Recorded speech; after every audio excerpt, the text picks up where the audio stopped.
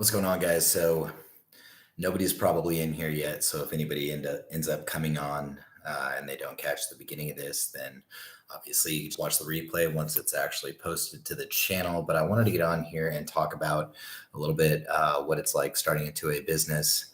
What's going on, Jay? You first went in. You may be the only one. It's kind of late tonight. The topic tonight that I just kind of wanted to discuss is if the reason why I made this really late at night and I wanted to do this live stream from my house kind of unconventionally is because I wanted to. That's right. Yeah, probably most of you guys are probably West Coast right now, unless somebody's staying up late on the East Coast. I wanted to get down and see if you guys had any questions about starting a business in the 2A space. I wanted to start helping people out, kind of propelling the Second Amendment and getting people kind of amped up about starting a business, whether or not it's, competing directly with me, creating body armor, firearms, any of the stuff that we carry. I'd be more than happy to walk anybody through. I was thinking about setting up a course here pretty soon, like an actual formal course where I walk everybody through everything, setting up a website, setting up an LLC, all the way up to product development, how all that works, how to find your customer, the marketing, the video marketing, search engine optimization, all of it. So I've spent the better part of the weekend pretty much like developing a platform from which I would be able to teach this stuff. I just wanted to see if there was any demand for it, if that's something that you guys were even thinking about. If so, first of all, can everybody hear me? Those of you that are in here right now.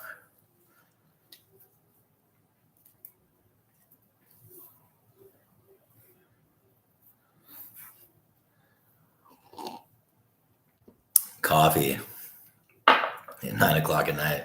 It's going to be painful. Right on. Cool. Glad you guys can hear me. Sorry, the video quality is probably isn't what you're used to. We usually use good cameras and video equipment and nice mics and everything like that. I'm just doing the webcam thing right now. So it's a little bit, it's not quite as top notch as what we're usually doing.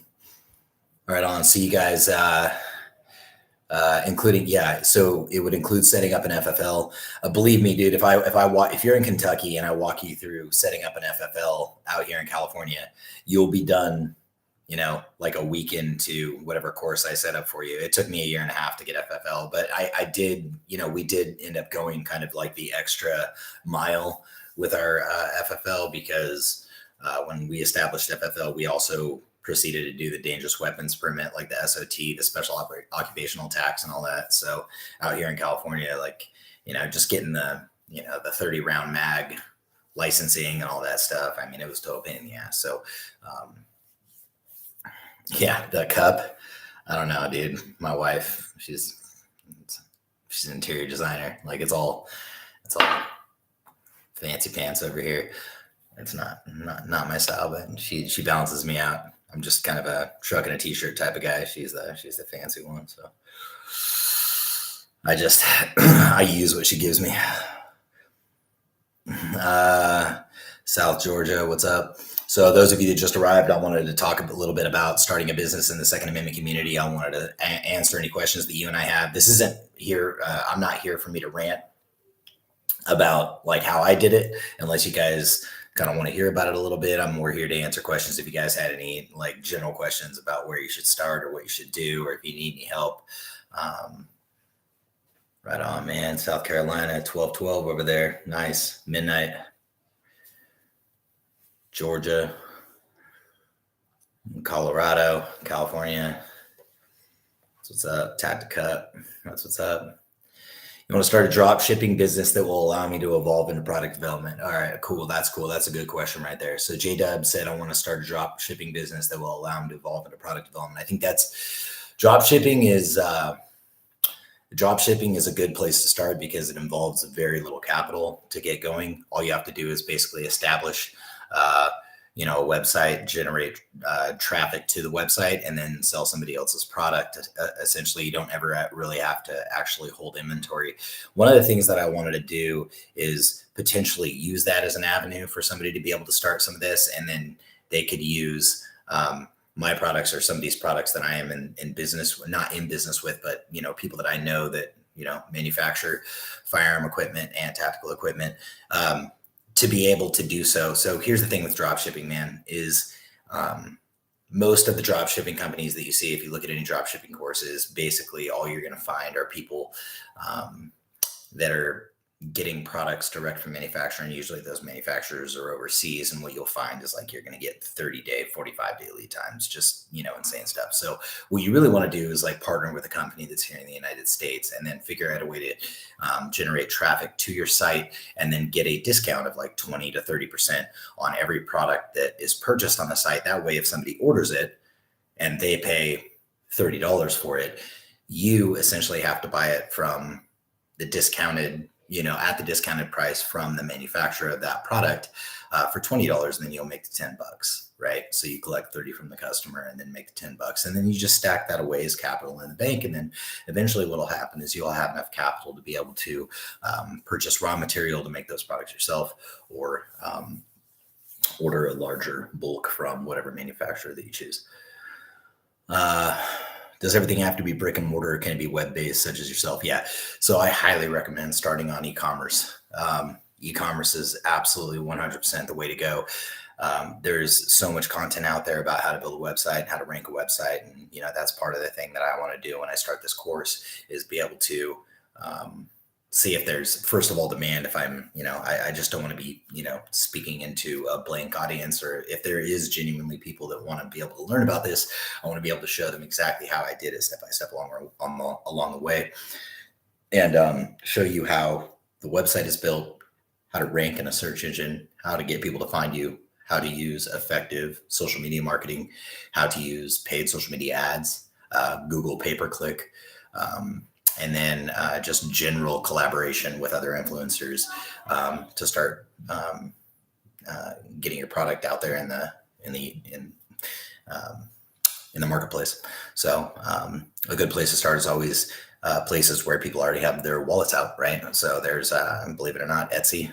There's a lot of anti-Second Amendment companies out there like Amazon, Etsy, eBay, but you can usually get some products through. That's why, that's a lot of our success was driven on being able to get into those platforms and allow people to find us that were just looking for something, regardless of who the brand was, and allow us to build our brand that way. It's a good launch pad, so I highly recommend starting on, unfortunately, I have to say this, but it's how we got started. So Amazon, Etsy, things like that, especially if you're doing holsters. One thing that I was thinking about doing, if people didn't know how to make their own holsters, I can machine out the mold for you and then give you the vacuum forming machine. I can actually manufacture all that stuff, for somebody, and show them how to make the holster, and allow them to do that, out of their garage essentially. And then you just brand it and put your unique twist on it and sell it. You could start on Etsy. I think Etsy was actually the first place that I sold my first product when I invented the purse holster, which was a device that goes inside of a purse that allows a female to carry concealed inside of the purse. And we're working on a version 2 of that now. I'd love to, but no funds. I wouldn't know where to get started out here in Greenville. But okay, yeah. Outside the box products would get good traction here in California? Yeah, so you can't sell all the same holsters and accessories, right? But you got to think. So when you're talking about products out in California or whatever state that you live in that is going to subject you to a certain regulation, you can't be focused on that regulation. What you have to be focused on is, yes, you could build products around regulations, but I've never been a fan of that, because as soon as a regulation changes, for example, there's something called, like, I think the Juggernaut or something in it. It's a, I'm really bad at explaining this because, being in California, I'm supposed to have all my stuff California compliant. And for the ATF listening, I do. But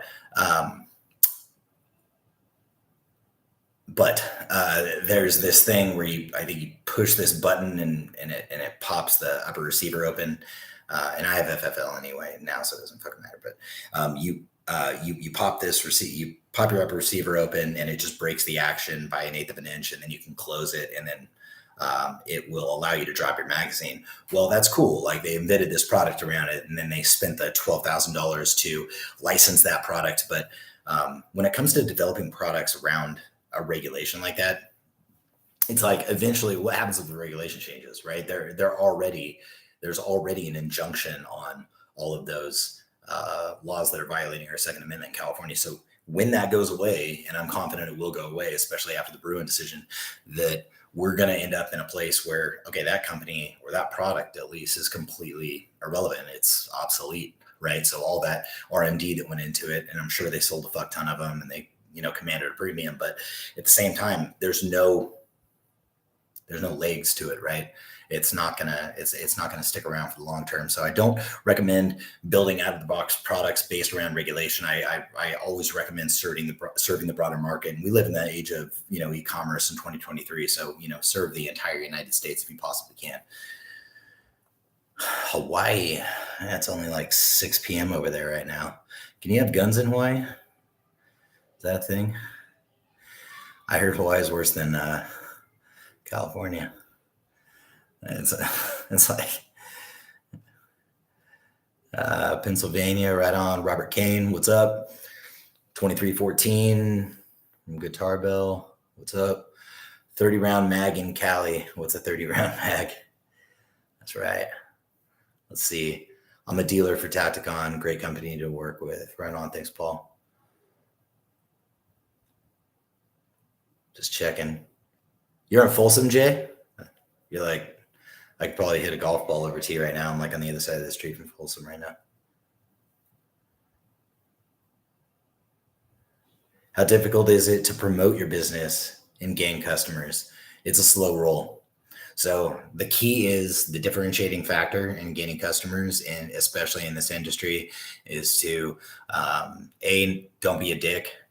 B, just try to help people as much as possible, and do and see. And one thing that I found is very, very helpful is there's a lot of big brands out there, and there's a lot of brand elitism in this industry. And so make yourself available, invite people into the fold in your company. And then, I just got off the phone. I spoke with somebody earlier today.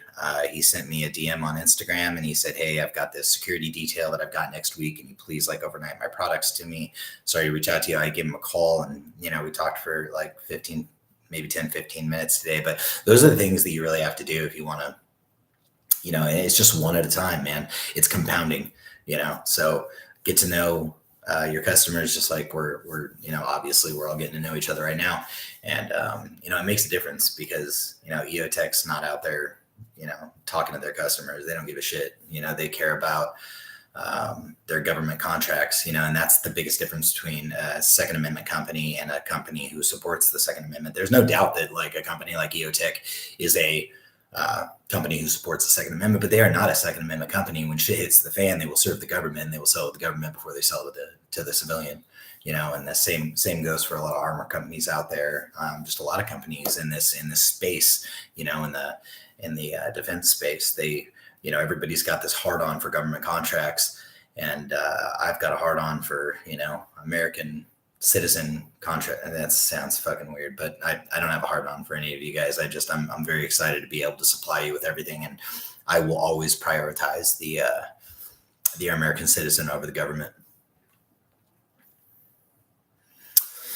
I'm currently building my presence on social media, doing training and gear reviews. Eventually want to move into affiliate links or something, some of the things that I personally use and trust. And I think that is the key. If you guys are going to be doing any affiliate marketing, if you're doing any social media stuff online, don't be a shill, don't just get out there and anything that anybody sends you, throw an affiliate link out there for. Make sure that you use it, that you would actually, use it yourself before you endorse it. I highly recommend that. Otherwise, it's a trust thing, right? You have to be able to say, this is not good and this is good. And if everything is just always good, then people are going to think you're full of shit. And as far as the affiliate link goes, build your presence on social media, but start the affiliate stuff now. You could literally go to Avant Link. It's AVANT. I'll put it right here. It's avantlink.com. That's our, if you guys wanted to, Avant Link is really cool because they are dedicated to the Second Amendment space. You can go on there as an influencer, whatever the fuck you call a content creator, and you can go in there and contract with companies who manufacture equipment. We are on there, like Tacticon is on there, and so people can actually get in there and find us and then pull those affiliate links out of there. And we offer 10% with like a 60-day cookie, I think. And if you guys don't know what a cookie is, it's just how long the fucking internet follows you around before you buy it.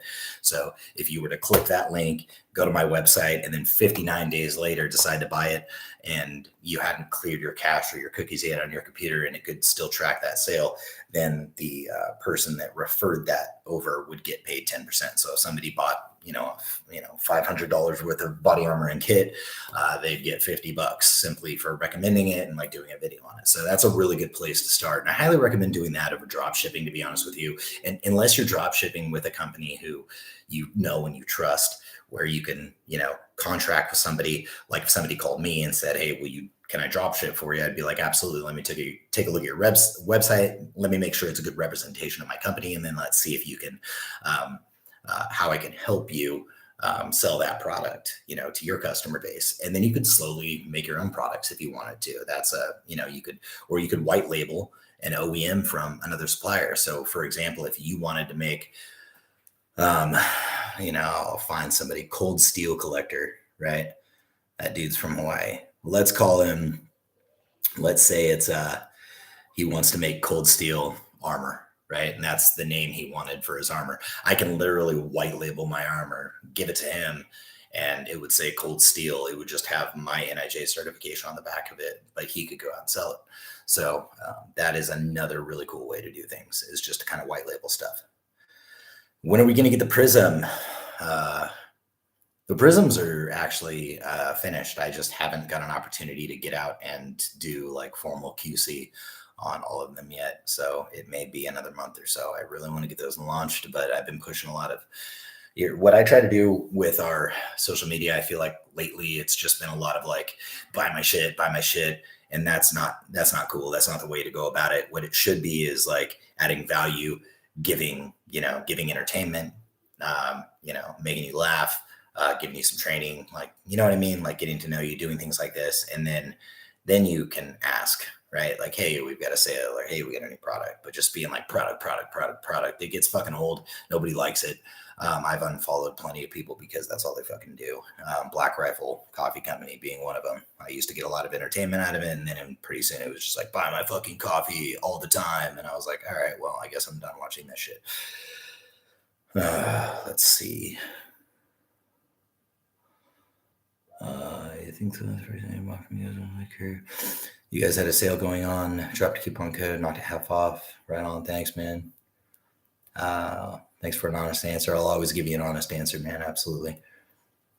Hope you guys' dedication and support to the Second Amendment. Thanks, man. Like we're all in the same boat here, dude. Like we all have to stand together in the 2A space, man. There's got to be a lot of unity in what we're doing right now, because the state of the nation right now is kind of, well, we all know where it's going. The government's overstepping their bounds and all that. So I really want to be able to have us all kind of be on the same team, same fight. It's hard to find good holsters because everyone is so differently shaped. You got child-bearing hips. I'm a dude. Yeah, I don't know, man. I make a very basic IWB holster. It's pretty simple. It just kind of goes in the waistband, and that's that. I'm not trying to solve a problem that doesn't exist and over-engineer anything. You know what I mean? So, Jaron Wilson, your brother was in the Army. Right on. Thanks for his service. Yeah, see, so Mercury Motley said Amazon store is how I found out about your company. And that's why it's a good place to start, right? It's because, everybody's on Amazon. If nobody knows who you are, sometimes that's the only place that you can really be, is a place like Amazon, where people are just sitting around with their wallets out, just looking for the best deal. And unfortunately, we had to kind of do that race to the bottom at first and like really just kind of break even to establish our brand for a long period of time. And that's not something that I'm really proud of. But at the same time, while that's no way to run a business, is break even. And, because when I first started the business, like 3 years into the business, dude, I was working another job during the day, and I was waiting tables at night. Like I was literally like serving tables at a steakhouse.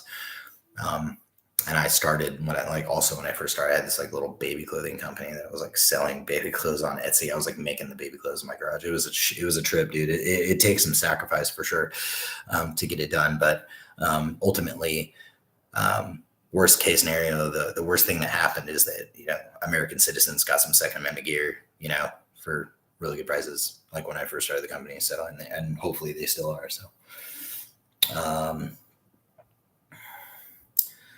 first found Tacticon on Amazon. You sent me a handwritten note and asked for a review for your battle belt. You've been my go-to ever since. That's the shit right there. So exactly what Guy Josie said. We would, every time we launch a product on Amazon, we still do this to this day. We'll send out a handwritten letter that basically says, basically, thank you for your purchase. I really appreciate what you've done. It'd be nice if you gave us a review. That's basically, those are the types of things that you want to do for your customers. Just go above and beyond, man. You got to set yourself apart from everybody else, because people are like literally taking the money that they've earned and like giving it to you for a thing.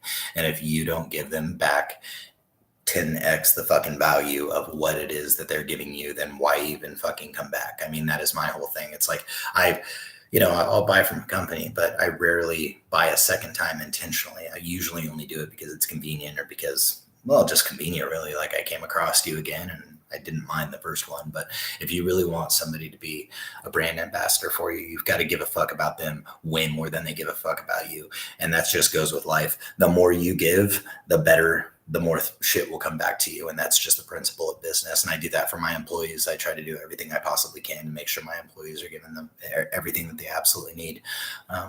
Because if I do that, then they will, they will give me everything that they could when they show up to work.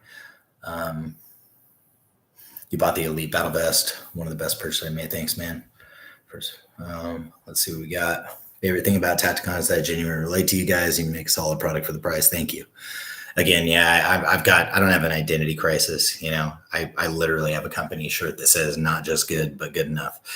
It like all the employees wear it, and it's not meant to like, it's not meant to detract from the quality of our stuff. It's just like, we don't by any means think that we are the EOTech of optics, right? But then again, like I'm not running government contracts. Like I'm here to serve the citizen. So if people can afford it, then we'll make it for them, and then we'll make it a little bit better every single time. Every time there's that we start a new production run on a product, it is incrementally better because we take all the negative reviews and we're like, how can we fucking fix that thing? How can we fix that thing? How can we make that better? And it's just a process, man. It's over and over and over. And you just iterate until you got a better product. And if customers see you doing that, then they will appreciate it. One of the first things I bought from you is dropped off. Hold on. You guys' dedication to supporting the Second Amendment. That's the whole point, man. So if you guys don't know this already, our entire mission statement is the entire mission statement, our core values, all decisions that are made in the company is funneled through one thing. And so our company has a dedication to that every American has the right to have high quality and effective firearm equipment at fair and reasonable prices. And if we make any decisions in the company and it doesn't fall into the filter of that we want to provide the utmost value to people in the Second Amendment community. If that's not a thing, then we don't fucking do it. It's very easy to make decisions now in the company, right? It used to be very difficult. So I was like, oh, should I do this? Should I do that? Should I do that? Well, fuck, does it pass through the filter of like giving the best value to our customers? Then let's fucking do it. Does it not do that? Let's not do it. It's pretty clear. I'm not a fan of either party. I'm a constitutionalist. Fucking, that speaks to my heart right there. I love your memes and products. Thanks for everything you've done for us normies. Of course, man. It's the normal people that will protect us at the end of the day, man. That's the reason why we still have fucking, the little bit of freedom that we have is because the government is fucking terrified of us. And so is every foreign entity out there. I promise you that. But the more we become this pussified nation, the more we take the able-bodied men out of the fucking equation, by, spreading this toxic masculinity bullshit and get people to fucking pacify everybody else's feelings, then pretty much countries are just going to walk in here and fucking take it, right? So I'm glad there's people that won't roll over from that. I got a pack from you guys. Love it. Any new stuff in the works? Yeah, working on a fanny pack right now. It's pretty cool. It's just the drop pouch and we're putting straps on it. Somebody wanted a fanny pack in one of our YouTube lives, so we're working on that right now. And then we've got a solar Apex Predator V3 is about to come out. So that's going to be a solar shake awake auto off. It's a rifle optic. What else are we about to do? We're about to do budget level 4s because right now our level 4s are kind of expensive, but we're going to do some budget level 4s. They're going to be heavy. I mean, they'll be like 8 pounds, but I'm trying to get the price point down to $150 per plate. So basically what I'm trying to do is I'm trying to get a level 4 package, plate carrier, and 2 plates for like $300. Any teasers on your gun company and where you'll be manufacturing? Yeah, man. Like I don't do the whole, I don't know if you guys watch like T-Rex or watch that whole thing unfold, but they'll do lives and be like, I can't talk about this. You know, I can't, they don't want me. Can I say this? Oh, I can't say it. I can't talk about it. I don't know what the fuck that's about. Like, just talk about the products that you're going to come out with. Like, why is it that big of a fucking deal that like, are you that important that nobody can know the next product that's fucking coming out? Lucas Bakken, is it, you know, like, get the fuck out of here, dude. It's just a product. And, you know, then it ends up being like a fucking dump pouch. Like, that's where you were holding your dump pouch back. You're fucking cool, bro. Yeah. Like, anyway, talking shit now. So I probably should. I don't have Nolan here to like be like, dude, don't say that. Don't say that. And usually Nolan's like, don't do that. Don't do that. Don't say that. But he's not here now. So say what the fuck I want. It's my hot body. I do what I want. Whatever. Shall not be infringed. Supporting the vet-owned companies from the sold 82nd. Fuck yeah, 82nd, baby. Right on. For all who don't know, the 173rd Airborne, the unit that I was in, the 173rd Airborne, is actually kind of like a sister company. It was a brigade that broke off from the 82nd Airborne Division. Rock 1 year, 1 to 4 LPDOs on my mini bolt action. Thanks, dude.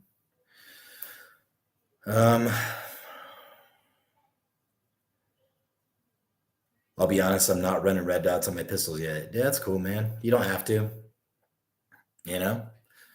Here's the deal, dude. Like, there's plenty of dudes that can outshoot me on iron sights on their pistol. I couldn't hold a candle to them. You know, it's just about like, you know, how you train it. It's just it's honestly a benefit to run a red dot. It's just really easy target acquisition, and you know, it's kind of cheating. But getting your fundamentals down with iron sights is that's the way to go. So keep it up. It's my kind of deal. Jake,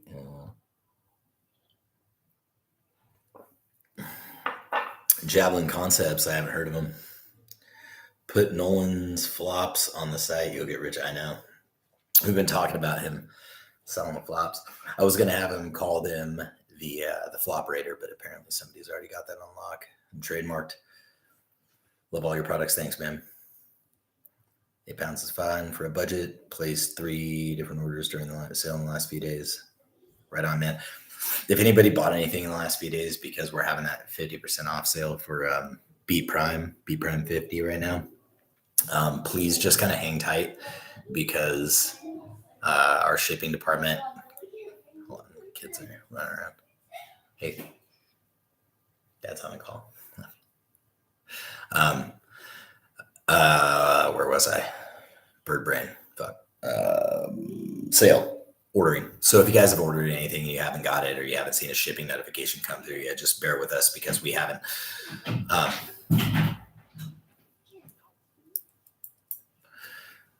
Bear with us because we haven't. Our shipping department hasn't really. I'm sorry. Excuse me, guys. Riley. All right. Yeah, a lot of orders. Not enough people. Sorry about that. So please bear with me. They'll get out. I have a few of your products. Puerto Rico, yes.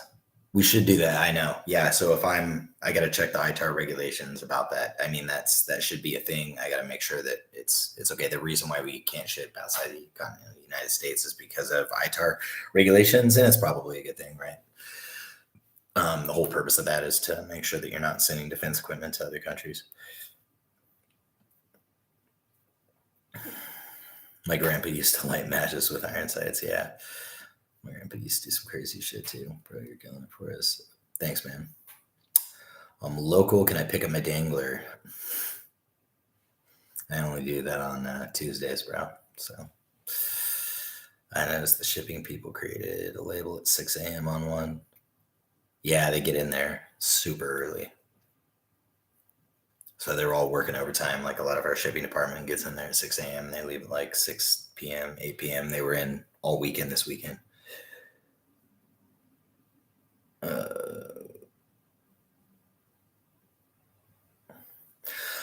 Thoughts on Warrior Poet? Yeah. I think if you guys don't know who Warrior Poet is, you should go and check out their content, either on their own platform or just the stuff that they've got on YouTube. I mean, anybody that's, I like I like a lot of the stuff that they do. As a matter of fact, he's got this one bit where he goes out and he actually asks people like their thoughts on the Second Amendment, just regular people in the street, and then he offers them insight. And I think his name's John Lovell, and he's just a intelligent guy. He's respectful. And that's, I think, what we need to be in the Second Amendment community, man. Like if we start playing this it's hard not to talk about politics and talk about the Second Amendment at the same time. It's very difficult because there's so much politics around it. But if you like strip it all out, you take it all away and you just look at what the Constitution says, the important thing is that we respect everybody and I'm not talking about like love everybody no matter what they believe. I'm not getting mushy on you guys, but what I'm saying is like, if we ever expect people who are teetering on the edge of like, well, are guns bad or are they not bad? Well, I can assure you, if you start being an asshole to people, then they're just going to think they're bad because they're going to associate you with guns, and then they're going to be like, fuck guns because fuck that guy, right? And that's what we really try not to do is ostracize people because of whatever party affiliation that they're in. But you may not be able to tell that because sometimes I like to get a little edgy in the videos sometimes. So, and talk some shit and, but, that's just me being me. It's not meant to turn anybody off, but, fun fact, my parents are hardcore liberal. My parents are liberal and they've been liberal like my whole life. So they didn't change one day. I was raised by liberal parents, but I'm obviously not. It just, they never push it on me though. They were like, make your own decisions. And so I read the fucking Constitution and I was like, well, that's not liberal. So nope.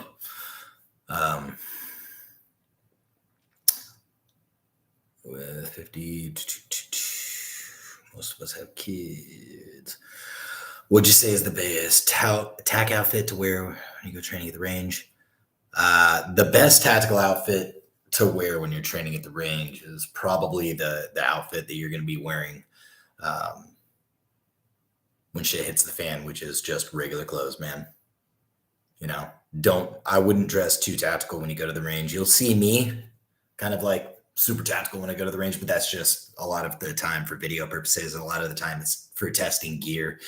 But the best thing for you to do is, what are you going to be in when shit hits the fan? Shit might hit the fan in the middle of the night. So fucking train naked, man. That's my advice. I love your podcast and you should walk in the streets and get people's opinion on 2A in Cali. We should, but it's funny because California is a pretty red state, believe it or not.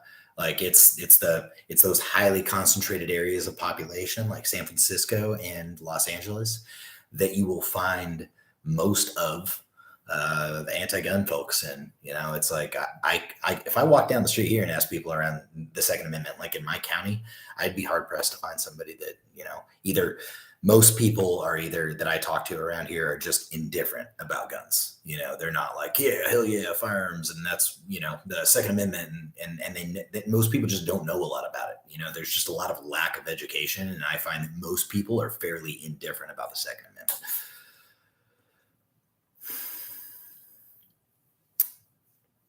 Preferences, steel or composite plates.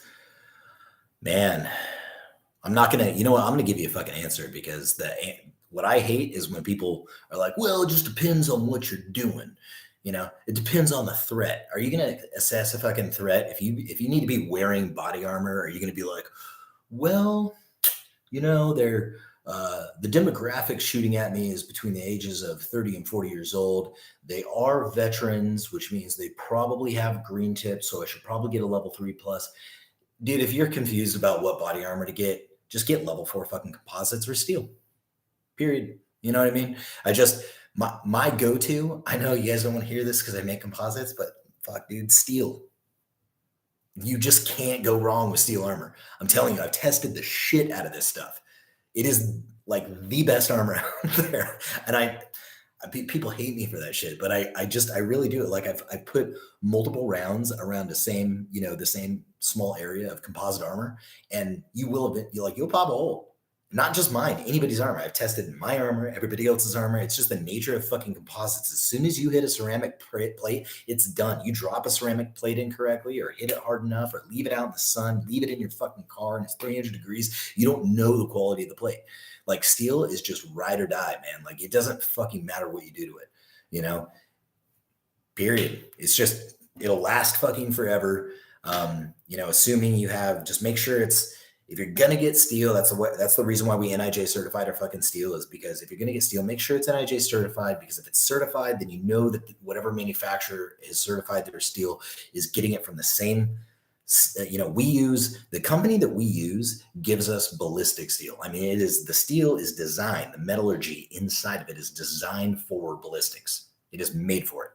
Period. It's not made for also buckets that are going to go on, heavy equipment, earth moving materials.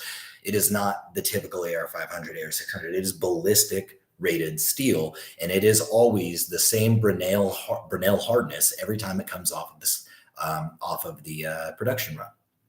And we order our steel at 20, 40, 60 tons at a time. We control every process along the way.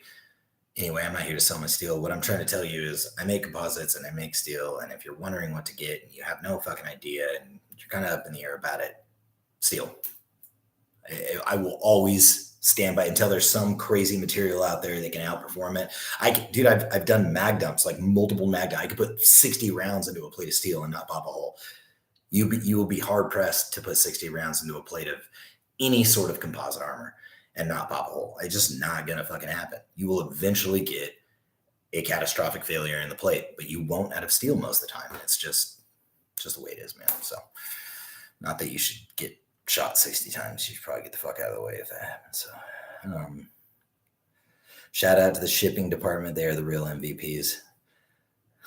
Dude, are you homies with someone in the shipping department? Is that what's going on?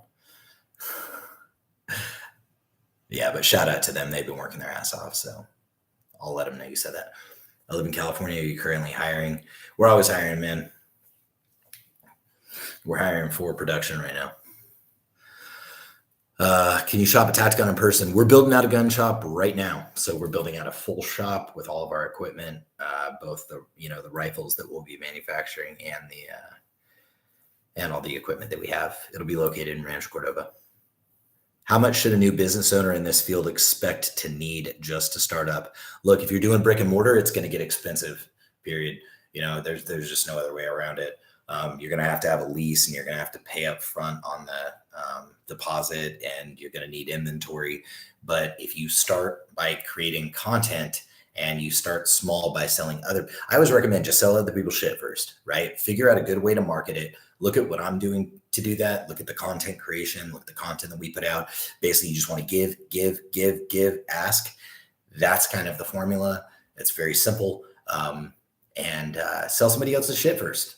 Because if you can sell something that is already established in a marketplace to somebody else on the internet, then you can for sure make something better than that person makes and sell it yourself, because then not only is it your own product and you're going to make higher margins, but you're going to have a lot more conviction behind selling the product, and you'll have the margins to be able to do that, right? But if you don't have any money, you can always sell somebody else's shit. Damn, you can sell my shit, right? Like you can literally be like, hey, Jake, like, is there a way to get a drop shipping deal done? And be like, yeah, let's get a drop shipping. We can call anybody and set up those deals.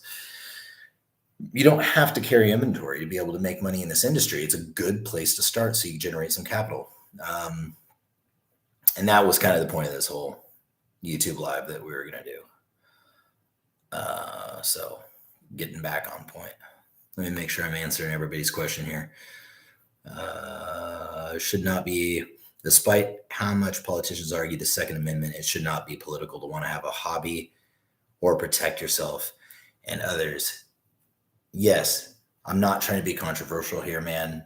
I agree with you, to protect yourself and others. The hobby thing, we got to get that out of the conversation, because the more we try to say, I want it because I like it, they will use that shit against us like fucking fuel on a fire, man. Like it's the fastest thing to shut our fucking Second Amendment down. Like the more we kind of, and I'm not saying this to get down on you by any means. I'm just saying, like, the hobby thing, we got to get it out of the conversation. It is not a hobby. It is a necessity to make sure that for generations to come, we can have the protection that we need for our families and for our freedom. And that is, and I take a firm stance on that. So we can't, look, hobby, sure. Like I'm on board with you, man. Like I'm on board with it. Absolutely. Like, do we like to go out and shoot? Fuck yeah. The problem is the people that want to take the guns are latching on to shit like that. They are latching on to these fucking words and the way we say them so that they can be like, look, this guy that supports Second Amendment, he even admitted it's just a hobby. It's not a, so we have to find a way to get that out of our lexicon, you know? And again, it's not me here preaching, and I respect everything that you said, but I want to make sure that that's like, you know, these are the things that we got to talk about. This is why it's an open forum discussion on all that. So go to the Bay Area and ask questions. Yeah.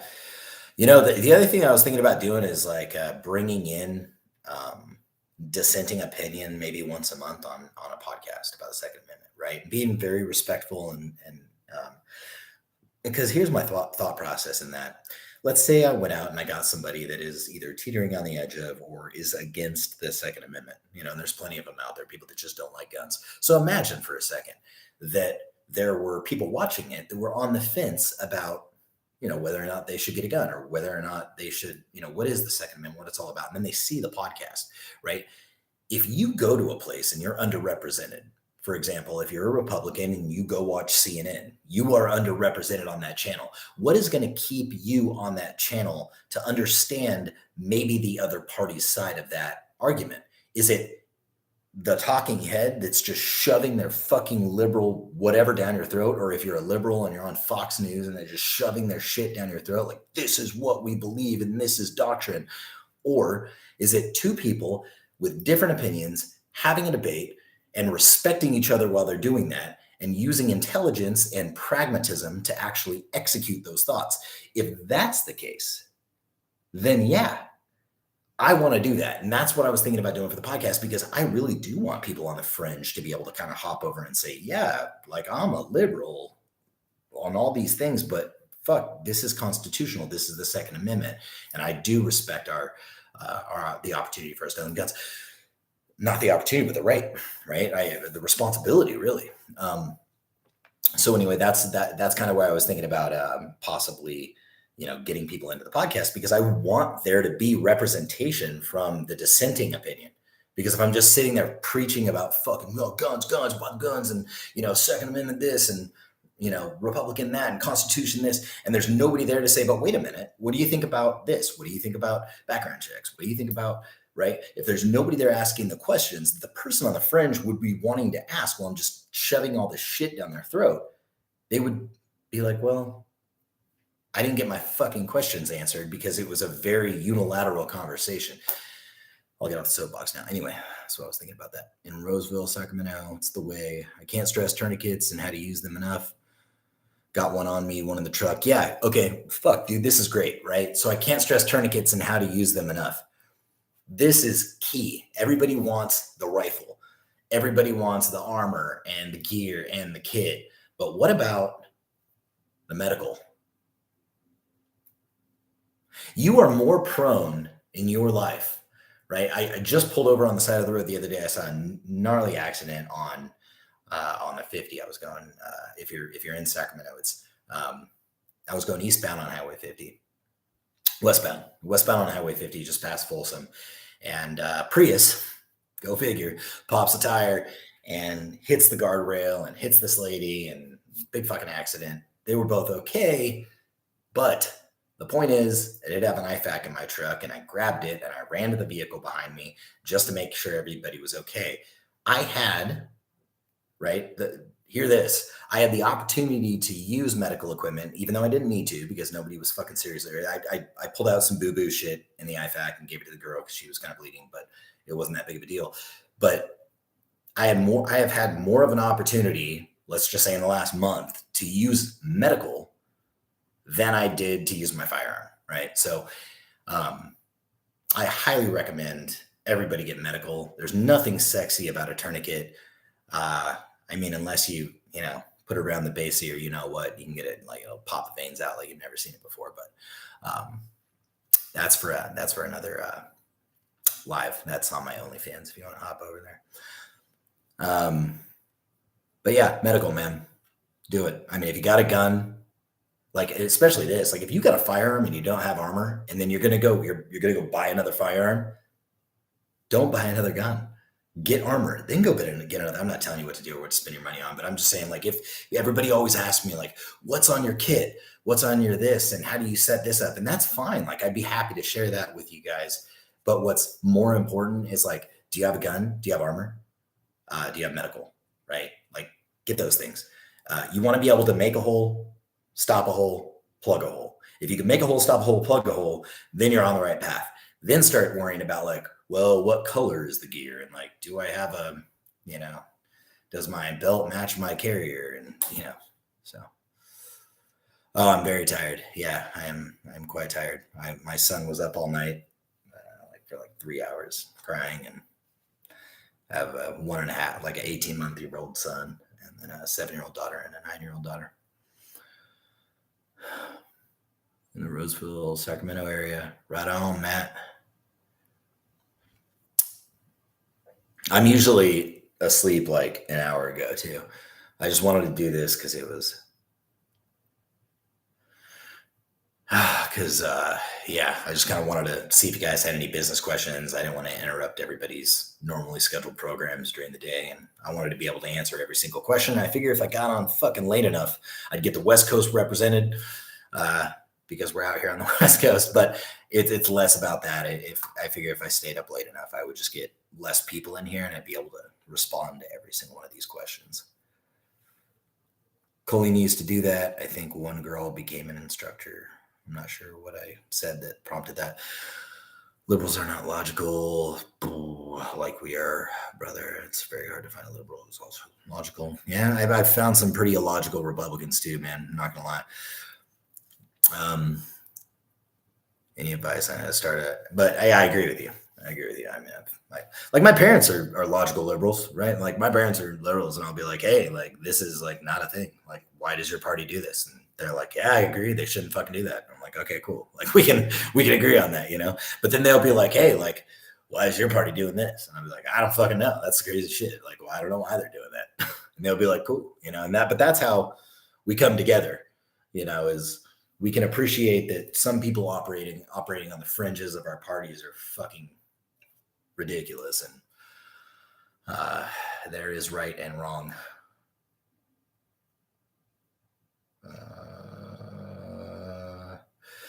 Hobby collecting, all secondary. That's right. How do you mitigate spalling on a steel plate? So how do we mitigate stalling on a steel plate? So spalling is actually, I'm not trying to mince words here. I'm not trying to get, what's the word? Semantics. Spalling is actually when a round goes through a piece of armor, and the armor, the substrate itself, is used to uh, initiate the impact. For example, um, these tank rounds that were used during early World War II, um, they would they were built so that the round would go into the tank, but the material on the tank is the thing that killed everybody inside of the tank. It was a spall round, right? It would go in, it would fragment the tank material, and then the tank material would disperse throughout the inside of the tank, kill the crew.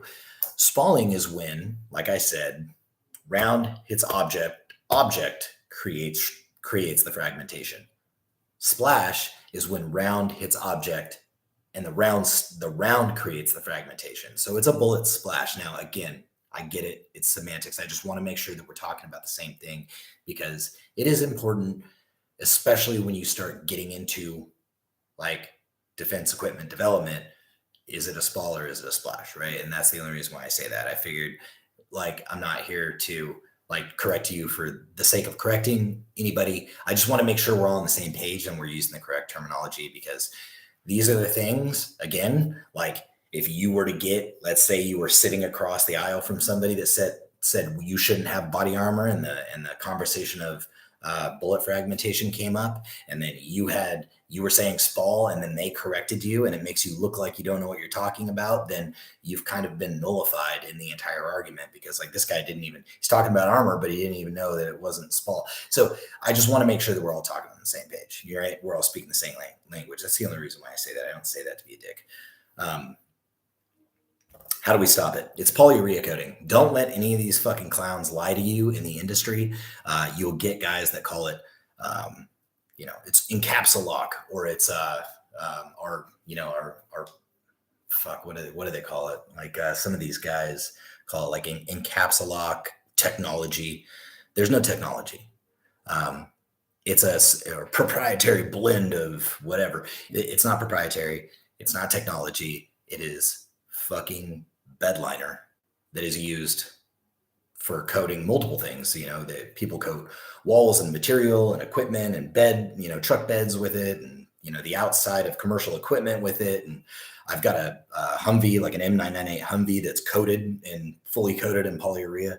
So anyway, man, like it's just polyurea. It's fucking bedliner. But if you make a buildup coat, and there is a certain type that you need to use, and you've got to kind of work through the different types to actually find one that's going to be most effective. But don't let these companies fucking lie to you and say that it's some sort of fucking proprietary technology, because all this shit comes out of the same fucking factory, and then it gets dispersed to these brands like Linex and Rhino, and then they resell it to everybody else, right? So yeah, there's a main hub supplier of polyurea, and then they blend it out for these different brands, and then those brands like Raptor linings and things like that, they kick it out to other people, and it's just the way it works. Now you know.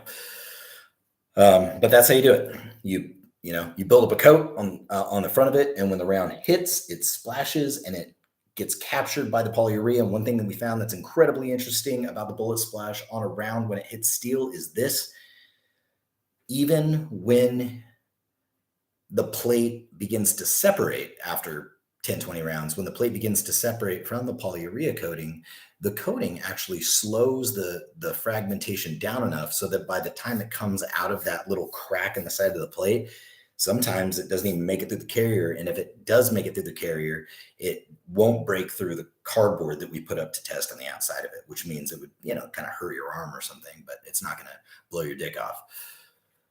My wife said, watching that American Sean McVay guy again ever since the 4th of July video. That's what she called Sean My wife said, you watching that American Sean McVay guy again? Sean McVay, is that the Rams coach? I think that's the Rams coach. That's funny. Somebody else told me that reminded him of that Rams coach. I don't know if that's who you're talking about. I think that's it.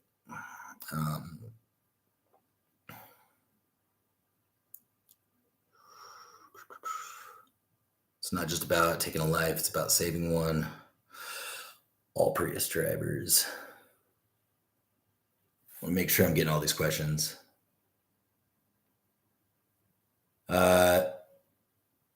Did we ever think about maybe breaking down tactical movie scenes for what's real and what's not?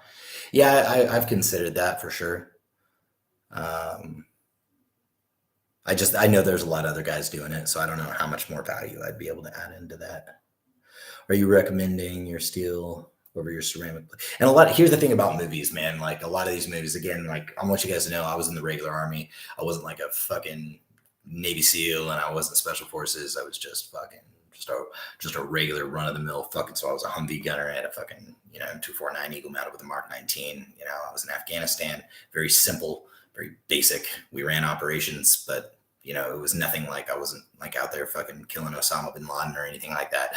We were just out there schwacking fucking Taliban, dude, just one at a time. Was I scared? Hell yeah, I was scared. I was scared I'd run out of fucking Taliban, but that was about it, right? I wasn't out there fucking. We weren't doing anything. So a lot of the movies portray like kind of these elite soldiers going out and doing elite shit. I wasn't elite. I was just a fucking regular dude, man, a regular guy in the army. So for me to break down like what's going on in like American Sniper, I wouldn't be good at that because I wasn't a sniper. So let's see. Customer that lives in the Cameron Park. I met some of your crew at Golden Bullet. Great guys, right on. Yeah, Golden Bullet was cool. For the next video, could you do tactical workouts while shooting? Yeah, I was going to do tactical porn too. So tactical workouts while shooting. Typically what we do is exactly that. So most of what we do when we train is real, kind of like real world environment as much as we can get it. Oftentimes Nolan and I are yelling at each other. We're under pressure. We're calling out targets that we haven't previously identified, so we don't know where it is. We get the blood going. We're sweating. We're exhausted. These are all things that are going to happen in a normal firefight. These are all things that are going to happen when shit hits the fan. Like you're going to be disoriented. It's going to be stressful. There's going to be anxiety. These are all the things that you should do when you train. Like you should make it as uncomfortable as you possibly fucking can. Oh, I'm going to go train, but it's too fucking hot or it's raining or dude, if you ain't raining, you ain't training. Like it's not, are you going to not train? Are you going to not participate in some sort of a thing that's happening because it's raining outside?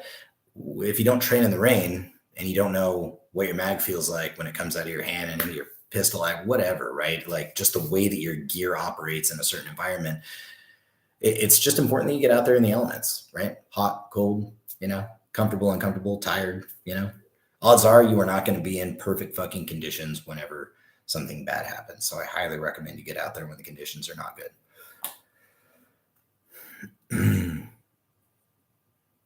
Any update on the 308 rifle? Well, it's gonna be a 308, and it's gonna be chambered in 6.5 as well, but it's gonna be kind of as light as an AR-15 is what we're trying to get. We're just still working out some of the cycling issues because of the buffer tube assembly, and because again, we're trying to get a 308 and a 6.5 Creedmoor platform into like a just fucking 16-inch AR weighing the same. And it's not an easy task. Let's see. Not doing it should be just terrifying.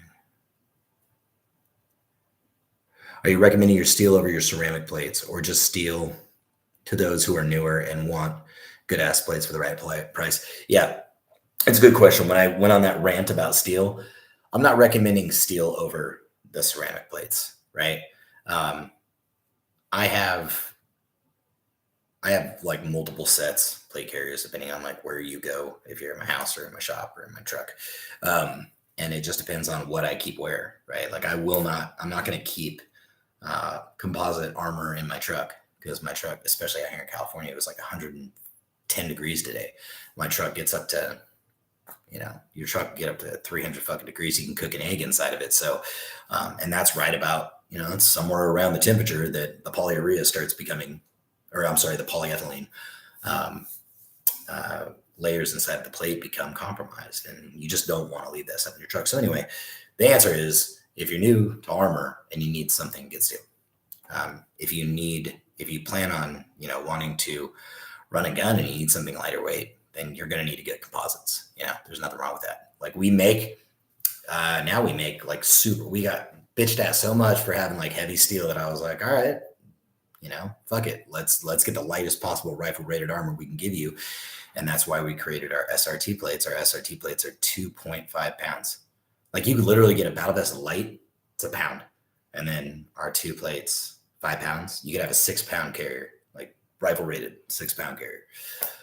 And it'll stop AK, AR, and it'll stop with, well, I shouldn't say this. Look, it fails backface signature on a 308, but I've shot it with a 308. It'll stop a 308. It's just I don't sell it or market it as a 308 because the backface signature, it fails NIJ, meaning it exceeds the 44 millimeters that's allotted by the National Institute of Justice.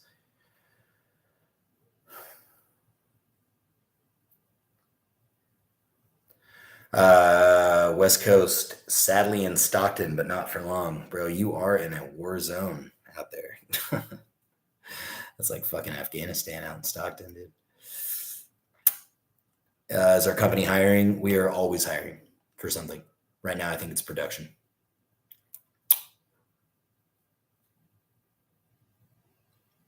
Customer that lives up the hill in Cameron Park. Met some of the crew. Oh, I already read that. Let's see if we got any other questions real quick. If we don't, start slowing down. I'm gonna hit the sack. It's fucking late. Let's see what we got. If you had a question and I skipped it because I was rambling when you asked it, feel free to repost it.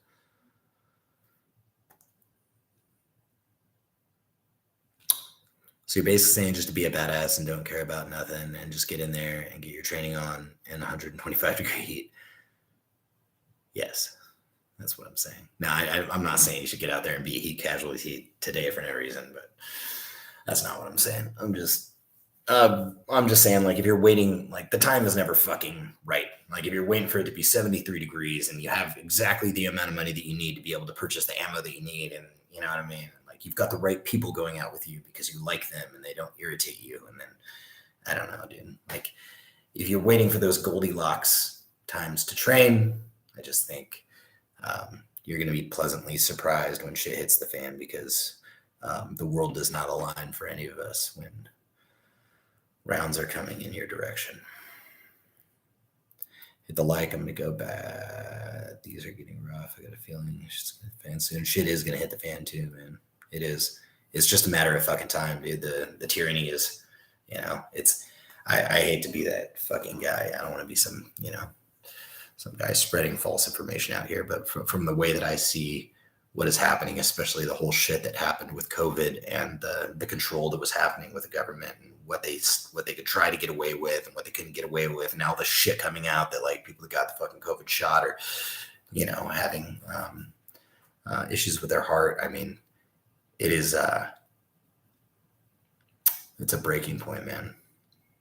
How far are we going to let them get away with this shit? I mean, we're literally, it's fucking population control. You see, some of these dudes at the top owning, all the fucking land for the food production that we've got. It's just insane. I'm not going to go down the fucking rabbit hole right now. Somebody brought me down one of those rabbit holes not too long ago and I haven't got out of it. Find your tribe. That's right. Link up with people that are like-minded, train with them, have somebody to call. Because here's the thing, dude. It's like we're all super comfortable right now. It's very, very comfortable. We wake up and we get our Starbucks and we go to work, and like everything's just kind of made for us. But dude, when something bad happens, believe me, it's gonna happen fucking fast. Like there will not be enough time to react. There will be enough time to grab your gear, grab your family, grab your shit, get the fuck out, right? And protect yourself. If it does happen, I'm not saying it will, but if it does happen, it happens quick, man. Very quick. By the time you need it, it's too late. Like, just look at like people trying to buy fucking body armor in 2020. Like nobody could get it or toilet paper. Fuck, dude. If you think like ammo is just going to be available like when you need it, look at what happened with ammo. Like look what happened with fucking toilet paper. Like you couldn't even get toilet paper. Like that's the shit, man. That's why you gotta have everything you fucking need, because as soon as that bad stuff happens, everybody's gonna go out and buy medical. Everybody's gonna go out and buy the armor. Everybody's gonna go out and buy guns. Everybody's gonna go out and buy ammo. Right? You might as well just get it all now. Don't have to get it from me. Just fucking get it, you know? Fight with what's on your back. That's right. To the Eldorado Hills I go. It's the high ground, man. You can pick them off. I can see Folsom. Pretty much most of Folsom from most of these spots up in Eldorado Hills. There's a lot of high ground up here to go to work on. I shouldn't say that shit on here. Can't wait for Breakout Manufacturing to go live. Name is changing from Breakout Manufacturing. I guess we're in violation of some sort of fucking trademark. So we'll keep you guys updated on the name. But Breakout will be the parent LLC. It just won't be branded as such. Plans for a 22 veterans shirt for November 11th. Yeah, you know what? I hadn't put thought into that yet, but I should. So thank you for the reminder on that. What are your thoughts on T-Rex arms? This guy, like, I know what you're doing. You're trying to fucking poke the kid. I see what you're doing. My thoughts on T-Rex arms are this. He aligns with a lot of the things that I align with, which is he is a Second Amendment company. He is not a company who supports the Second Amendment. Obviously, meaning the thing I discussed before, he prioritizes civilians over law enforcement. He does a very similar thing that we do. If you are in Connecticut or you are in New York, you are not allowed to buy body armor if you're a citizen. So when we get contacted by police officers, well, I'm a cop in New York and I still buy it. Fuck no, right? And it's nothing against the police. It's just if the citizens can't buy it, then the fucking government can't buy it. For me, at least, I don't know, go maybe some other dude will shill his shit, but I'm not going to sell it to the government if the citizens can't purchase it. And that would work if California banned it. I'd stop selling to fucking law enforcement in California, period.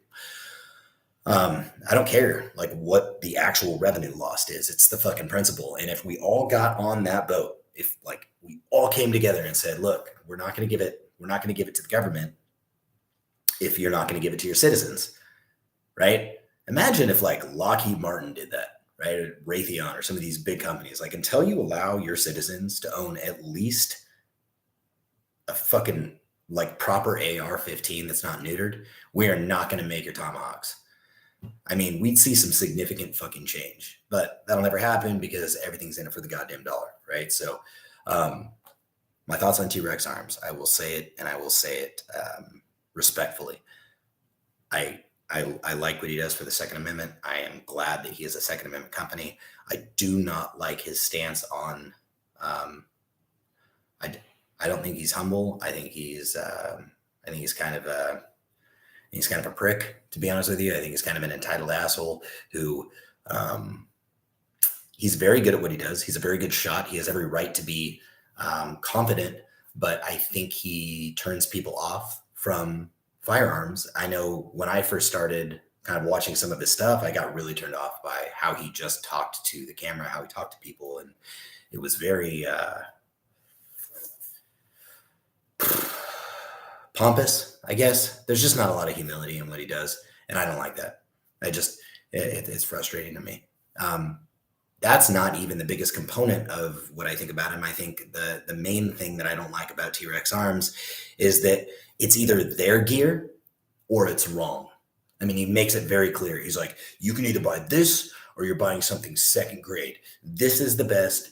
This is the alpha and the omega, and everything else is just substandard shit and probably shouldn't use it in the first place, which is absolutely fucking false. I do not believe that.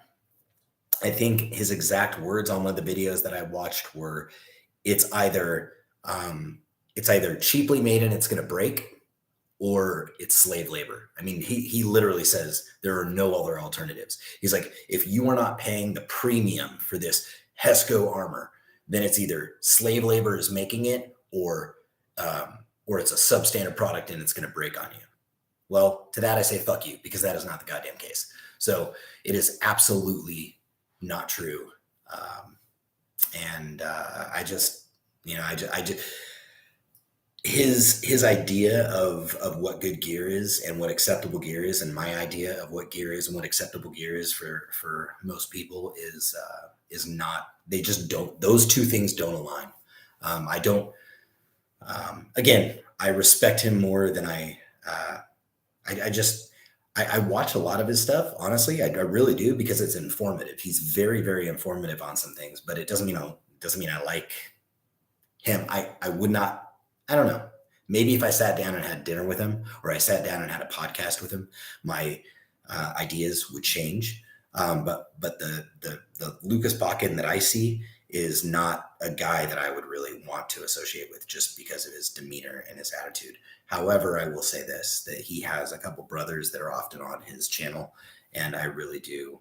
I do like the way that they disseminate information. I like how intelligent they are and how they spend a lot of their time really trying to give you facts on, the history of the United States and the Constitution and the importance of it. And so there's a lot of good that comes out of his channel. I will say that, but I'm not going to mince words. I just, there's something about him that I don't really like.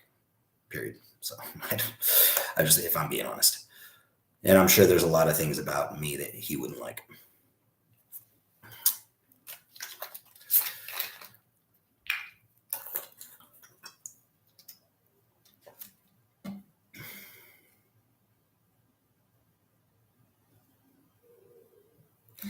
Plans on building nods. Yeah, I'm really working on nods and IR right now. I really want to. That's like that's the next jump that I want to take in this business is getting into night vision.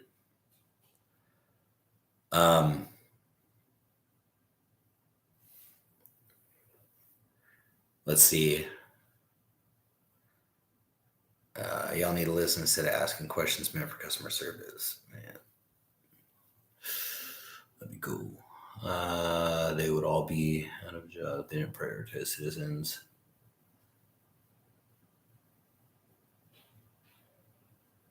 What about boots? Bellevue. It's got some good boots. I think those are the boots that I have.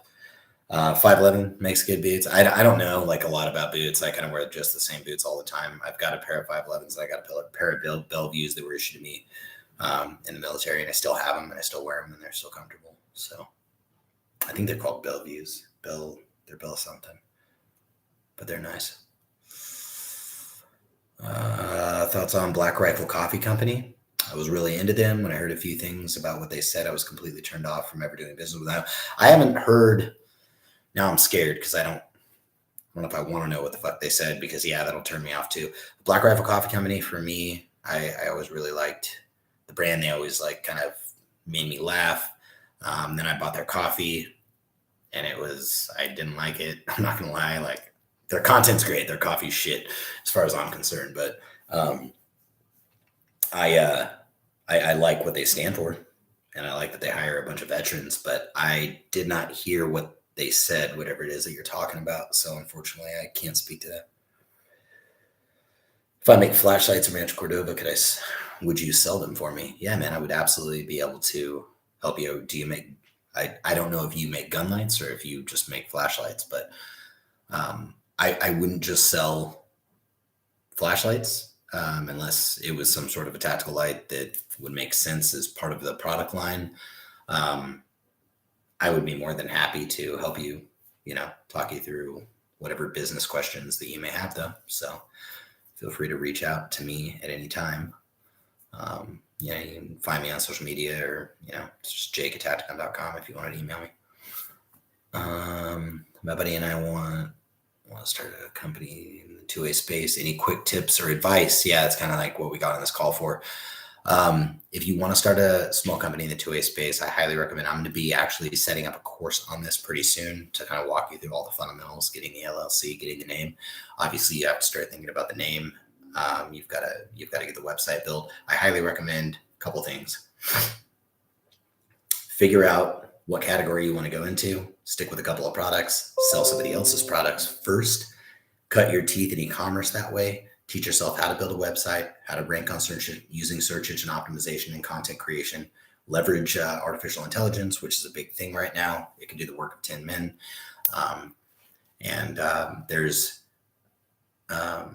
There are several things that you could do, but definitely start small. Try to sell somebody else's products first to kind of cut your teeth in that. And you could do that through drop shipping.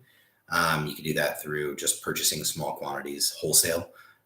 We offer like wholesale pricing as well. Basically, our standard plans for wholesale pricing is significant discounts to be able to retain a 40 to 50% margin once you sell at final retail to customer, and we only require one product to be purchased. We don't have any minimum order quantities or anything like that. So there are plenty of companies that don't do that, unfortunately, but I recommend step one: get your brand, get your brand established, get your domain established. Start creating content and start building trust with your audience.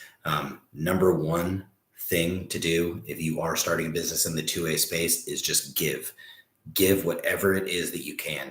Give training content, give funny content, give information. Do everything you can for your customer. If somebody purchases something, send them that one product, but then send them a thank you, and then send them a discount code, and then ask them what they'd like to see in the future. And I highly recommend, if anybody is out there that is looking to develop a product, one of the ways that I would do it is find the products that are already out there on the market, go look at the reviews for them, either on Trustpilot or on Amazon. All that information is available. Figure out what everybody likes about it, figure out what they don't, put that into a spreadsheet, build a product that everybody wants, that nobody doesn't, right? Because all the info is out there. So for example, if you have, it could be anything, right? Let's say it's this phone case right here. So if you wanted to build a better phone case and this was the best phone case you could find, you could still go on there and make a better phone case, because you could find that phone case's reviews and you could say, okay, everybody liked the fact that it was made of this material, that it was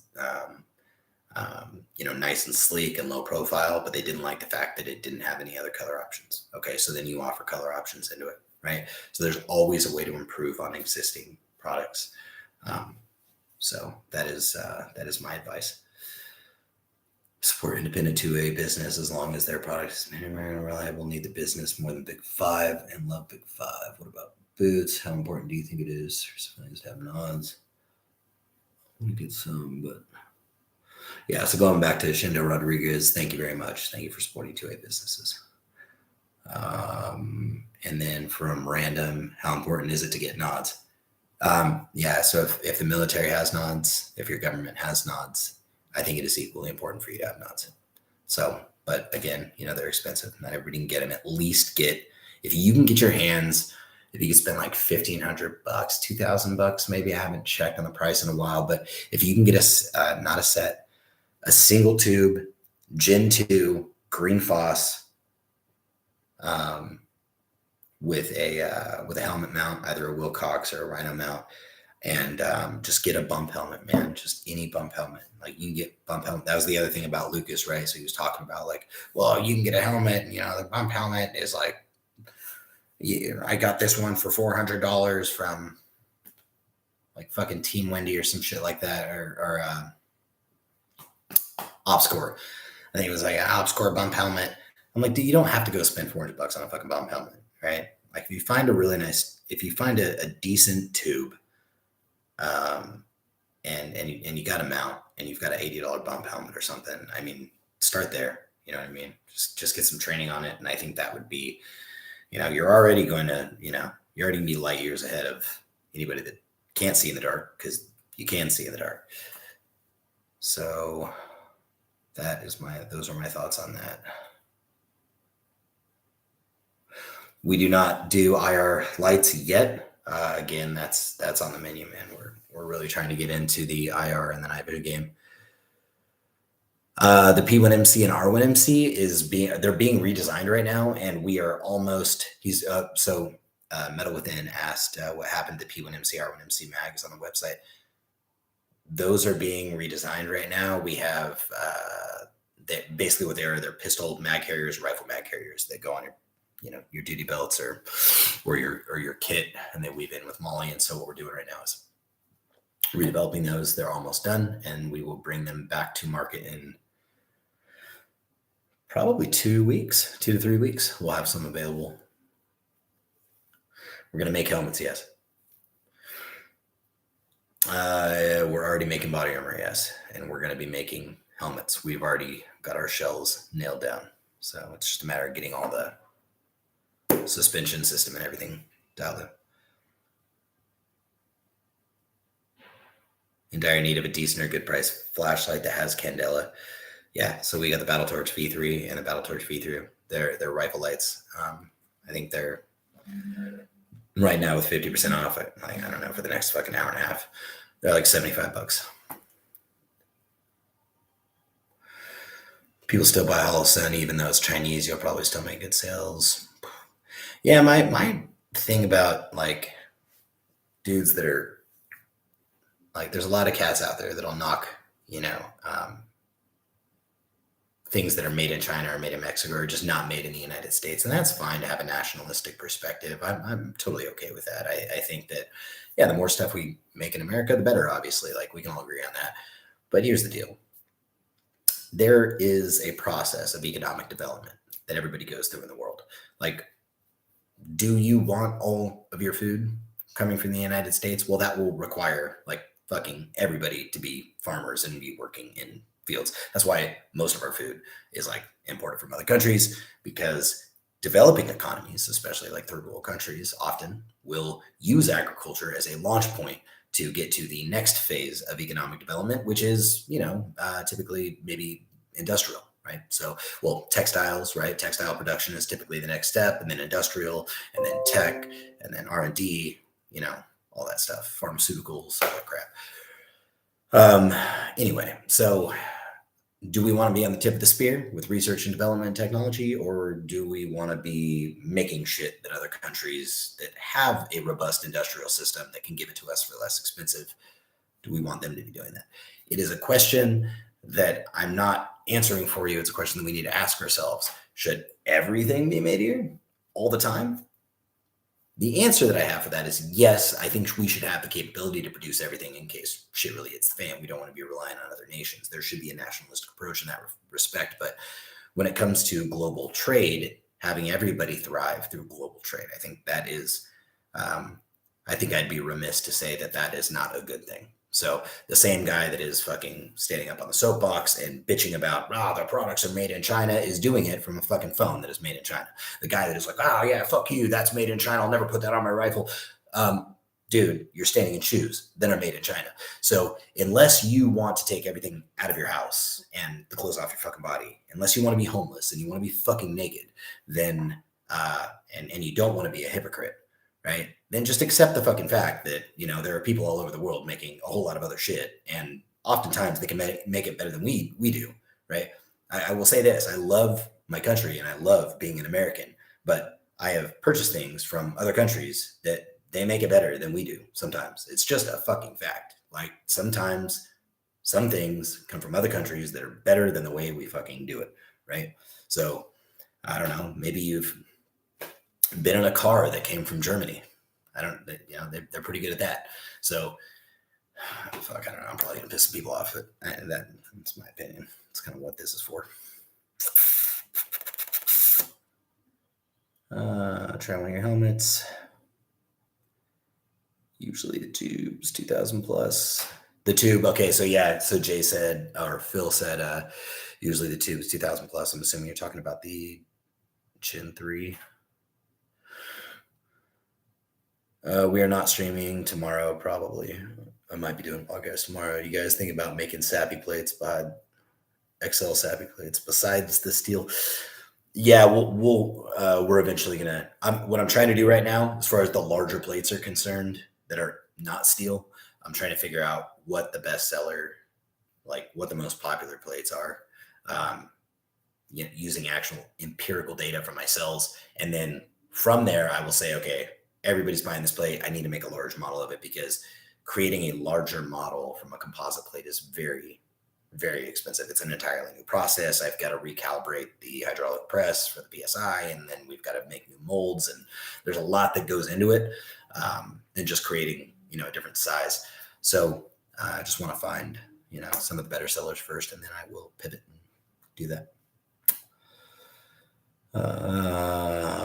Okay, Phil, if you're still here, maybe a bit more than 200 yards.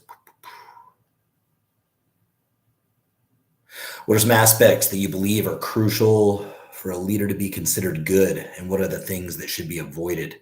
That is a fucking great question. I walked into my old boss's office one time, and he told me something that I will never forget. I wanted to fire somebody that was like, I was a manager of that department, and I walked in and I was like, these motherfuckers aren't doing what they're supposed to do. We need to fire like these 3 people and blah, blah, blah, blah, blah. And I'm going off, and I ranted for about, I don't know, like a minute and a half, 2 minutes. And then he just stopped and looked at me and he was like, if they are failing, it's your fault. You work for them. They don't work for you. Figure it out. You know what I mean? And I didn't like that when I heard it at the time, but it stuck with me, and I've never. I will have to say that it's always in the back of my mind that if so, from a leadership perspective, you own everything. That is the best advice that I give you. Is that when good shit happens in your business, it's their fault. When bad shit happens in business, it's your fault. If you maintain that mentality that the people that work for you get to relish in the successes, and you can point that and attribute your success to them, and then own the shit that doesn't go right, then you will have a team that will always have your back. You just have to take ownership of the problems, and you have to give credit for the good things that go on in your business. And if you do that, you will create a culture where people want to be around you, and they will not wake up at 6 o'clock in the morning about to go to work and go, fuck, I've got to go to Tacticon today. Right. And that's the culture that we try to instill. That's the culture that I've tried to cultivate. It's just a general respect among the people that work there. They are overworked sometimes. I do the best I can to get the labor that I can in certain positions. But at the end of the day, man, everybody's taking care of fucking, dollar for dollar match in their fucking 401k. We've got, we have full medical. We've got the holidays off. I've got, we do like free food every Friday. We do quarterly events. Everybody that works here gets whatever they want for free. Like if they're like, hey, can I get a set of armor? Absolutely. Just tell me, don't walk out the fucking door with it, because I will shit can you for that. But if somebody wants something and they ask for it, I'll make it happen. It's just a way that we treat people. I don't walk around and like rip people up because they're on their fucking phones, because if somebody is, or because they're talking to each other. And the reason why is because if I walk into a room and there's 3 employees and they're having a conversation, they're laughing and they're having a good time. You know what they're doing? They're establishing like connection between each other. They genuinely want to be around each other and they're enjoying each other's conversation. And who the fuck am I going to come in and interrupt that so that they can get 10 more minutes of work done? Right. It causes more harm than good. So yeah, just that, don't be a dick and things will work out good.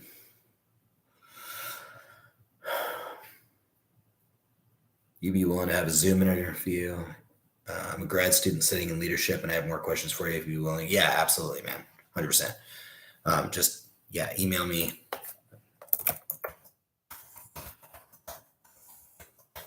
In Sacramento, we can talk. Just put it in the chat.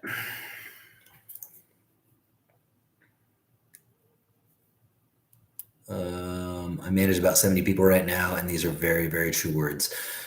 Thank you. I really appreciate that. It just lets me know I'm on the right path.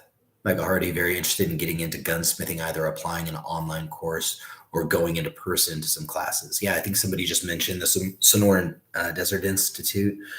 That would be cool. I think it's online. And obviously there's plenty of resources online for you to get into that. I think that'd be a great idea. I don't know a ton about gunsmithing. I probably should, but I just, my focuses have to be on other things. I understand the need for Chinese products. China literally has people from that style concentration camps, though. I wish not to give them my money whenever possible. Yeah. The working conditions can be subpar depending on what you do. So, full disclosure, we have manufacturing facilities overseas as well, and we're working in. We've got some of our stuff that we just went down to a convention in Mexico to establish more relationships with some of those suppliers down there, and we're working on getting some of our carriers out of Vietnam right now. So, but some of our stuff is, we have a factory in Taiwan. We do have some manufacturing done overseas in China. So if again, if you don't like that, I'm sorry, but that is just the nature of how we needed to scale. I'm gonna give you guys an explanation on that real quick. We do boots on the ground. I mean, we were just there a few months ago where we make sure the facility is, doing exactly what it's supposed to be doing. They pretty much, like, I would say 80% of the factories that are producing the things that we need produced, either components that will get finally assembled here or actually finished goods that are coming out of that play. I don't want to, full disclosure, if it makes hole stops, hole plugs, I mean, we're not getting it from there. Like, we do not manufacture armor overseas. We have a full manufacturing facility for all of our holsters and our mag pouch and our armor, and we have a cut and sew operation for 3A stuff. So do not think for a second that we're manufacturing anything that's going to save your life. Overseas, we control all of that from the raw material all the way up until we do the final, until we put the final button in it, really. But I will say that we are very good at knowing exactly what is happening in all of our factories, no matter where it is. So we keep a very close pulse on all of our production and try to keep as high of quality control as we can and make sure that the work conditions are acceptable as well. So yes, to answer your question, literally as people in Nazi-style concentration camps, though, is what you said. They do in some factories, in some places. Absolutely nobody that we affiliate with has anything like that. So full disclosure, we do our homework and we actually have boots on the ground over there. So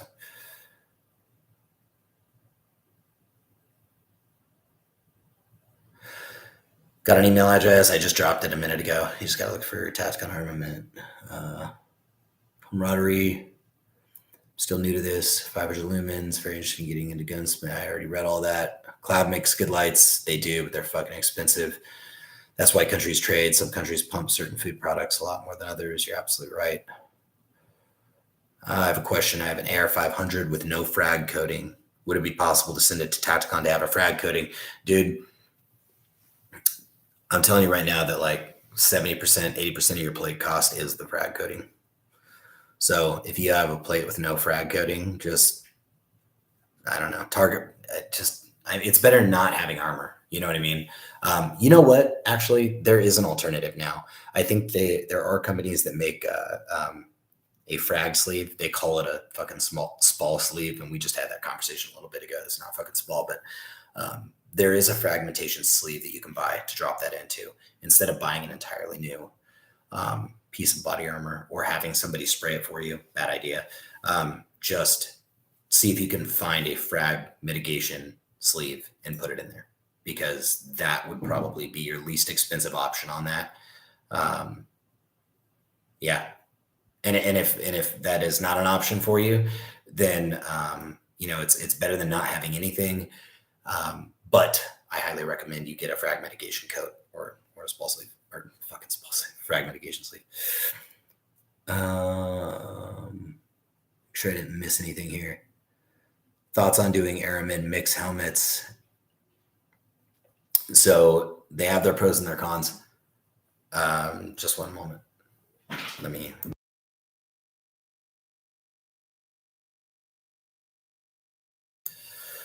Thoughts on doing UHM WPE Aramid mix helmets? Seems like they each have pros and cons. Aramid is definitely going to be a little heavier. Look, your rifle rated helmet, I'm just telling you guys right now that like we will be doing a rifle rated helmet, and I already know that price point is probably going to be at minimum $1,100. I mean, probably $1,200. They're very, very expensive to do a rifle rated helmet. Your average 3A helmet, we're going to try to get within like probably a $400 price point, $500 price point is really where I'm trying to, get in with that. But my thoughts on ultra high molecular weight polyethylene versus Aramid. Aramid's heavier, polyethylene's lighter. It's just that cost benefit, and it's a trade. If you want a lighter helmet, you're gonna have to pay more. Did I miss anybody? Congrats on all the orders. Good bit. Thank you. Miscalculated. Some aspects you believe are good. Oh wait, what was that? Good leader. I already answered that. US Night Vision has really good turnkey night vision setups. Isaac Barrett said US Night Vision has really good turnkey night vision setups. So I have dual tubes, Gen 3 White Foss from US Night Vision. They are fantastic. Absolutely. And it was, they were right around 10 grand. So they're fucking expensive. At least the ones I got, but they're very good. Again, you don't need to spend that much. You can get a single tube Gen 2 green Foss if you really need to. Like, as long as you got something. If you can see in the dark and they can't, you're gonna win. I'm very interested in getting into guns. We read that.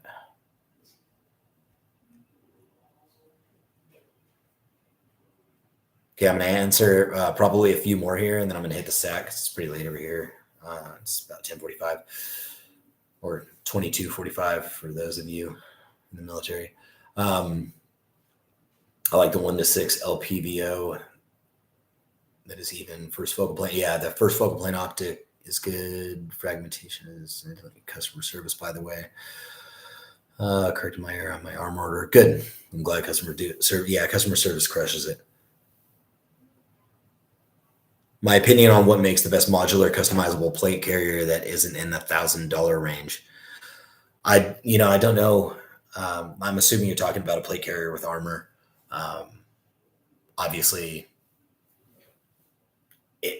that's such an open-ended question. It's hard for me to answer that. I mean, I've put together, the only way I can answer that is by saying the best value, most customizable plate carrier that we offer is the Battle Vest Elite. You can attach, you can attach a backpack to it. You can attach the hydration pouch to it. You can attach our chest rig to it. I mean, you could literally build out Battle Vest Elite with a backpack, hydration pouch, chest rig, and armor, and you'd be in it for like $500 or $600. So it'd be about half the price that you're talking about there. That's the best answer I have for that. Will the helmet stop 30-06? I'm sure it would, but it's not. It's not going to do any good. You're still probably going to be pretty dumb after you get back up off the ground. It's not going to do any favors for whatever brain cells we got left. I second the dude above me. You guys' opinion on who makes the best money?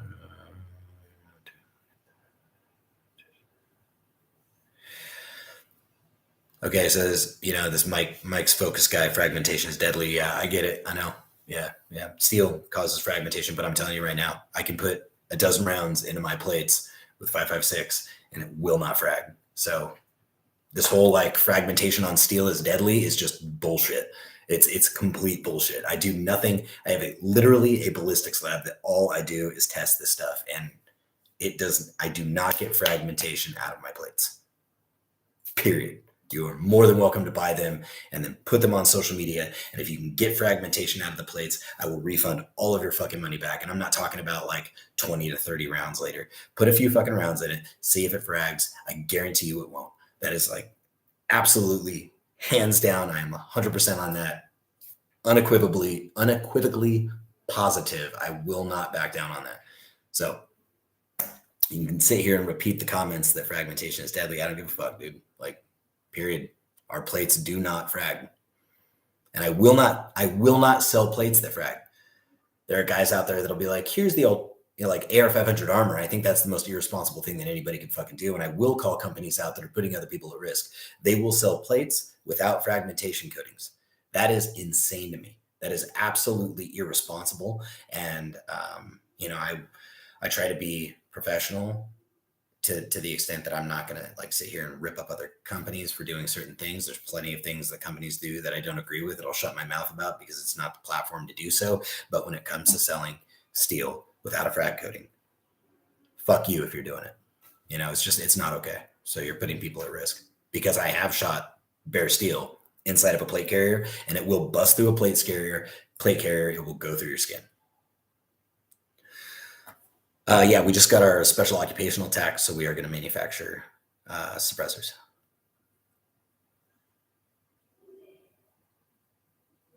Are we going to get more of these Q&A live streams? Yeah, if you guys want them, if you guys want to hear me talk a bunch of shit, I will talk a bunch of shit. Going to be real, the SRT plates. on the high end Tacticon carrier. Yeah. So are we going to get more of the Q&A live stream? I like doing this, and yes, I will absolutely do it. 1:45 here. Sleep is overrated, bro. Yeah, I guess I'm talking a bunch of shit, and it's only 22:45 over here.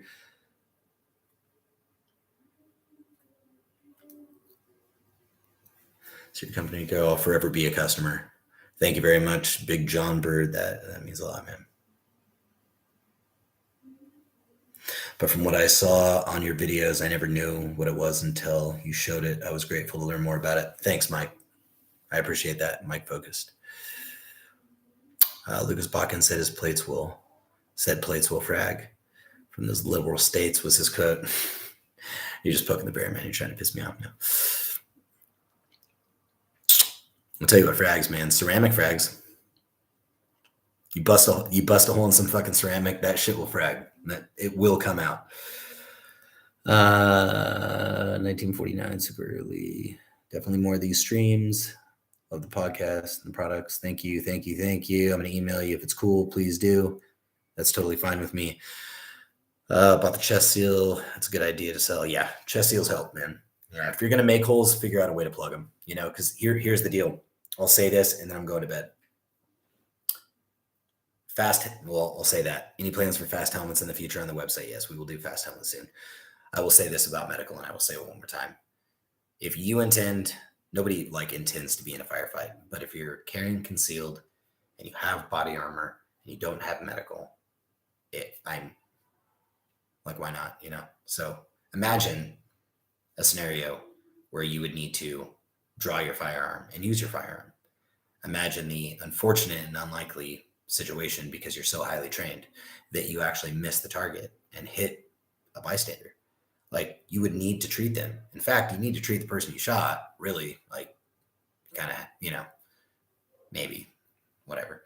But, what if chances are, if you are shooting your pistol, that you just, let's just talk concealed carry for a second, just keep it right there.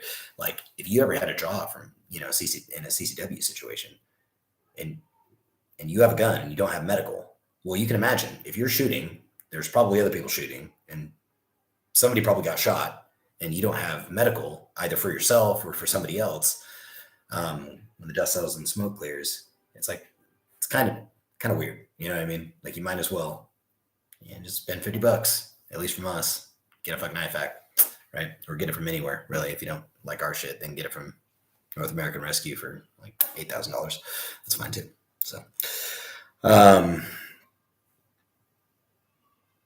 I wouldn't sell a first aid gunshot wound handbook unless I found a good one and it was vetted by somebody. I don't know enough about it myself to write a book on it, but if I found one, I would probably not sell it. I would probably try to give it away for free. Mike Schaefer, thank you. Chat doesn't let me send my address anyway. Oh, well. Yeah. If anybody has any questions, if anybody has any questions that I didn't answer because I just got tired and missed it, send Tacticon.com. Thank you very much for watching, guys. I really do appreciate it. It means a lot to me that you stuck around and allowed me to be a part of this. This is literally my favorite fucking thing to do, is talk to you guys. So everything else is just regular business. So thanks a lot. Cool. All right. Adios, guys. Bye.